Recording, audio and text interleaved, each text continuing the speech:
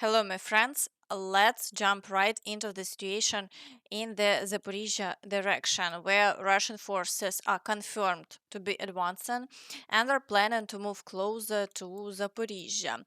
This is not fake, they indeed gathering reserves, and the offensive actions show no signs of slowing down. Today, they are storming Kamianske, Stepove, Mali Sherbaki, and are pushing toward Novodanilivka. There are updates regarding Lobkove. The Russians claim to have captured most of the village, so the frontline map is accurate and reflects the situation. The battles for the outskirts of Lobkove will continue.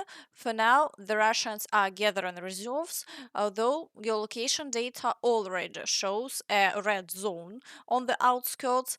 It's possible that overnight they may have taken this spot as well. We are waiting for the statements as events are rapidly developing. In the Kherson direction, the Russians still believe they can cross the river, so they are trying to seize all the islands in the Oleshky area. Offensive actions continue daily, but the Ukrainian forces are crushing them, and FPV drone activity remains high. However, the Russians have yet to achieve any success. Now, let's move on to the Velyka Novosilka direction, which unfortunately is now deep behind Russian lines. They managed to advance 8 kilometers beyond the city, which is significant. They continue the offensive along a wide front. Intense fighting is ongoing in the areas of Vesele, Dniproenergia, Burlatske, Privilne, and Novosilka. At the same time, the Russians have been claiming since yesterday that they have captured Vesele. On the geolocation map, this area has been in the red zone since yesterday. If this is true, then the Russian advance has been another 3 kilometers, which is quite significant. But for now, we are waiting for official confirmations. In the Kurakhove direction, the situation is also not improving. The Russians continue the assaults, trying to get closer to Kotlarivka. They are also storming Konstantinopel and trying to fully capture the village of Rozliv.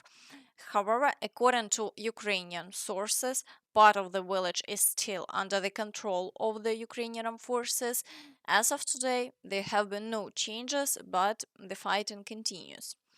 In the Pokrovsk direction, the highest activity is observed with about 80 assaults per day, and it hasn't decreased yet. The Russians continue the attempts to advance toward Novoalexandrivka, storming Udachne, Kotlene, breaking through near the villages of Shevchenko, Zelene, Promень, Yelizavetivka, and the fighting on the fields near the highway is ongoing.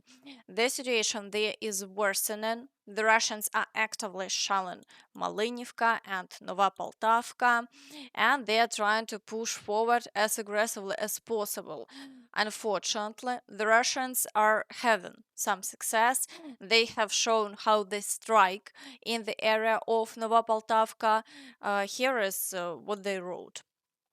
Artillerymen of the 255th Regiment, with the help of the immortal Stalingrad Squadron, hit the grove where the Ukrainian forces were hiding. The result exceeded all expectations. They also hit the minefield the Ukrainians were preparing. As we can see, friends, holding the defense is coming at a very high cost. The Russians continue their shelling, forcing the Ukrainian forces to retreat from positions.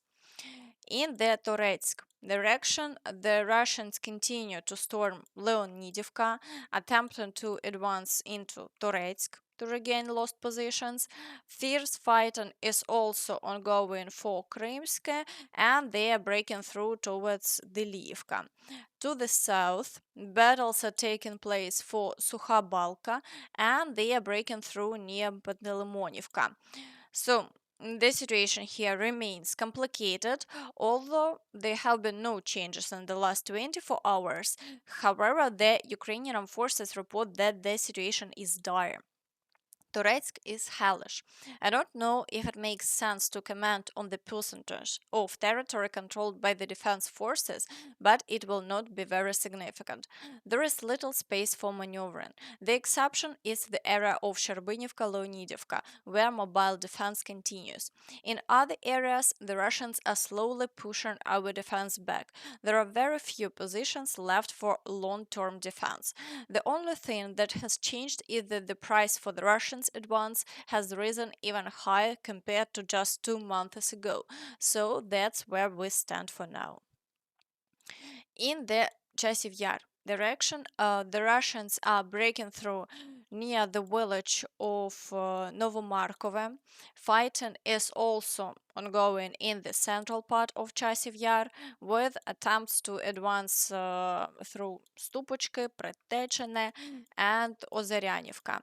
So far, the Russians haven't achieved any success, but the activity level is not the highest. However, the Russians have big plans for this direction. The Ukrainian forces report that they continue to move reserves for further attacks. They are in a hurry to finish with Chasiv Yar and move towards Kostiantynivka. In the Siversk direction, battles continue for Bilohorivka and Verkhnyo-Kamianske, but as before, the Ukrainian forces are repelling all attacks and the Russians have achieved no success. In the Lyman direction, something wrong with map. Let's update it. Boo, boo, boo.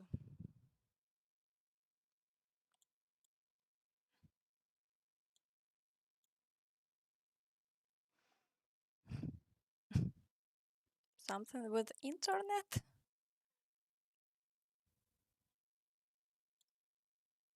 Oh, okay, let's continue. In the Lyman direction, the Russians are breaking through in the Serebryansky Forest, assaulting Zarichne, Yampolivka, Kolodyazi, and fighting is ongoing near Novolubivka across the fields. However, there have been no major advances, and the front line remains unchanged for the past day. In the Borova direction, attacks continue on Boguslavka with assaults on Nova Kruglякivka and ongoing clashes near Raigorodka. The Ukrainian forces had liberated the village of Nadia, and the Russians are trying to regain lost positions. To the south, the Russians are assaulting Novoyegorivka, but they have had no success, and the front line remains unchanged over the past day. In the Kupiansk direction, the Russians have paused their attacks and are bringing in new reserves. There have been no changes over the past day. In the Dvorichna direction, the Russians continue the attacks near Kamianka, attempting to secure their positions there. However, there have been no significant advances and all attacks are being repelled. In the Kharkiv direction, all attacks have ceased and only shelling is being recorded. In Vovchansk, the fighting continues, but the Ukrainian forces are successfully repelling all attacks and the front line remains stable. In the Belgorod direction, no new attacks have been recorded, and the Russians are still shelling border villages in Sumy region. However, Ukrainian forces remain present on Russian territory, and the Russians are trying to destroy them using FPV drones. So they haven't yet engaged in direct firefights. In the Kursk direction, the Russians continue their counteroffensive and are getting closer to the border. However, they haven't been able to fully clear the territory. The Ukrainian forces are holding their ground to prevent them from entering Sumy region and are attempting to wear down their troops. As of now, no confirmed changes in the front line have occurred. Meanwhile, Elon Musk's father stated that he respects Putin. Elon Musk's father said that he and his son admire Putin and consider him an example of a strong leader. As a family, we definitely admire Mr. Putin a bit. It would be foolish not to admire him because he's always calm. I listen to his speeches and he says logical things. It's very hard not to feel admiration for Mr. Putin.